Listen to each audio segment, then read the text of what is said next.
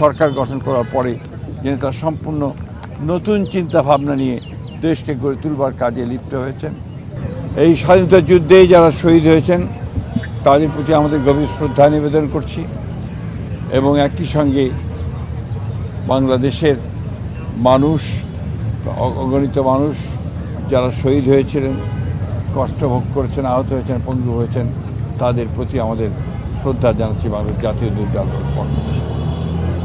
আজকে সেই সূত্রে স্মরণ করতে চাই বাংলাদেশের প্রথম নারী মুক্তিযোদ্ধা দেশনেত্রী বেগম খালেদা জিয়াকে, যিনি সেই যুদ্ধ থেকে শুরু করে তার জীবনের শেষ দিন পর্যন্ত এই দেশের মানুষের জন্য, স্বাধীনতার জন্য, গণতন্ত্রের জন্য সংগ্রাম করেছেন, লড়াই করেছেন। আমরা বাংলাদেশ জাতীয় দলের পক্ষ থেকে তার প্রতি গভীর শ্রদ্ধা নিবেদন করেছি। আজকে সম্পূর্ণ একটু ভিন্ন প্রেক্ষাপটে আমরা এই স্বাধীনতা দিবস আজকে উদযাপন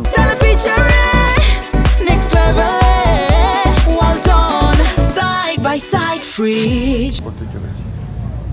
দীর্ঘ 15-16 বছর ফ্যাসিস্টের যাতাকালে বাংলাদেশে যখন গণতন্ত্র ধ্বংস হয়ে গিয়েছিল, স্বাধীনতা বিপন্ন হয়ে পড়েছিল, তখন বাংলাদেশ জাতীয়তাবাদী দল জনগণকে সঙ্গে নিয়ে লড়াই করেছে, সংগ্রাম করেছে।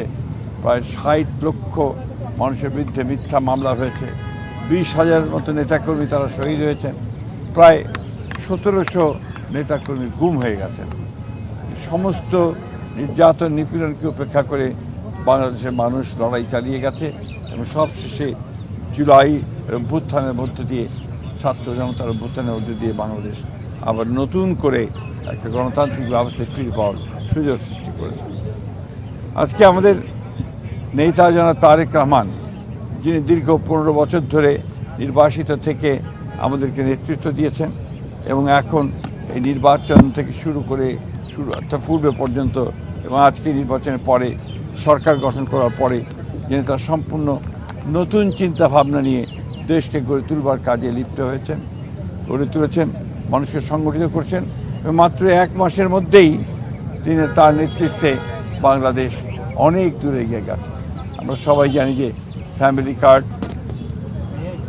কৃষক কার্ড হবে, খাল খনন কর্মসূচি, কৃষকদের সুদ মকুব, সব মিলিয়ে এবং ইমাম, মুয়াজ্জিম এবং পুরোহিত, তাদেরকে চার্চের পাদ্রী, তাদেরকে যে আপনার ভাতা দেওয়া হচ্ছে, সেটাও একটা নতুন কার্যক্রম এখানে শুরু হয়েছে। আমরা জনাব তারেক রহমানের প্রতি অত্যন্ত সারা দেশের মানুষ তারা আশাবাদী, আস্থাশীল এবং এই নেতার নেতৃত্বে বাংলাদেশ অবশ্যই একটা গণতান্ত্রিক, সুখী, সমৃদ্ধ বাংলাদেশে পরিণত হবে, এই বিশ্বাস আমাদের সকলের আছে। আমরা আজকের দিনে দেশবাসীকে, জনগণকে আমাদের দলের পক্ষ থেকে আমরা আন্তরিক শুভেচ্ছা এবং অভিনন্দন জানাচ্ছি। কিছু আছে চলেন এখন কাটি।